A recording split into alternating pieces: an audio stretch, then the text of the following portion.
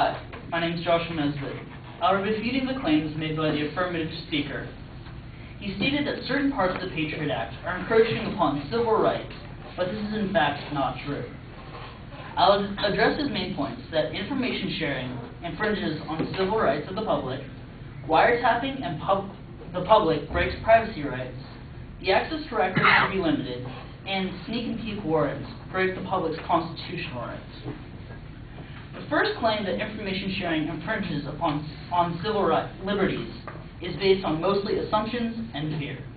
My opponent stated that Section 203 lessens precautions to protect privacy because the wording is too vague.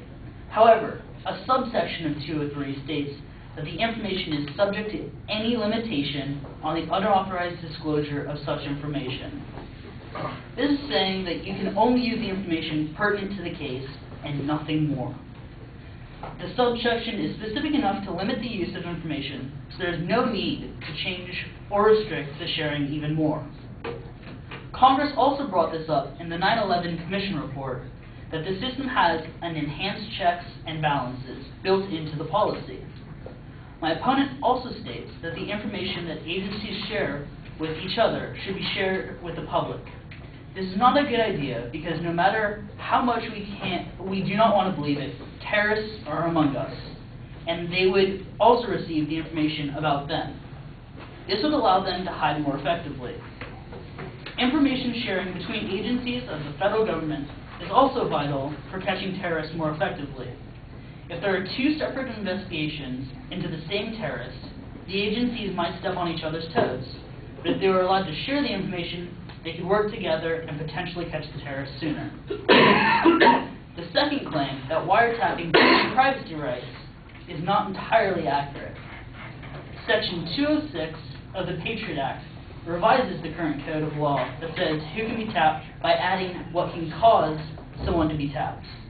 It states that someone can be wiretapped if the action of the target of the application, which is the wiretapping, may have the effect of thwarting the identification of a specified person. This means that the government can wiretap people who might hinder an investigation into a terrorist act.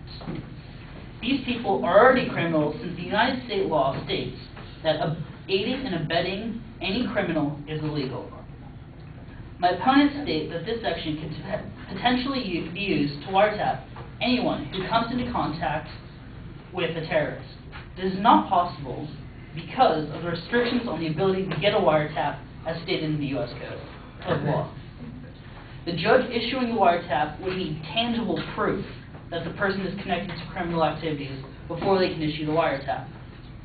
This will protect citizens from unnecessary wiretaps, even if they come into brief contact with the terrorists. My opponent's third claim was that the access to records should be limited and more restrictions should be placed on obtaining the information. He stated that it infringes upon United States citizens' First Amendment right. However, in the law itself, it states that the investigation of a United States citizen cannot be conducted solely upon the basis of activities protected by the First Amendment to the Constitution. Therefore, the access to records will never infringe upon a citizen's constitutional right. The affirmative wants to limit the government's capability of what they can look at when investigating criminal activities, unless the person is already convicted. This will impede investigations in researching suspects since the person is not yet convicted, so the investigators cannot look up any records even if it will help with conviction. So they can't look up records during an investigation, only after the investigation, which sort of impedes it in the long run. The last claim that the affirmative made was that sneak and peek warrants infringe upon citizens' Fourth Amendment rights. The sneak and peeks do not infringe upon this right because the government is not seizing anything of the persons. Also, these warrants are useful in that if someone knows that they will be searched, they will remove all illegal material from the premise, and the government will never know it was there. My opponent wants to revert back to the rules set down by the FISA, but there's a technological problem with this. When that act was written, internet didn't even exist, and home computers were severely limited, so it's not included in this law. The Patriot Act includes these items in warrants and allows officials to obtain evidence from them. So changing this back to prior would eliminate email records or any records on a computer, which is a problem in investigating in the current times. Thank you.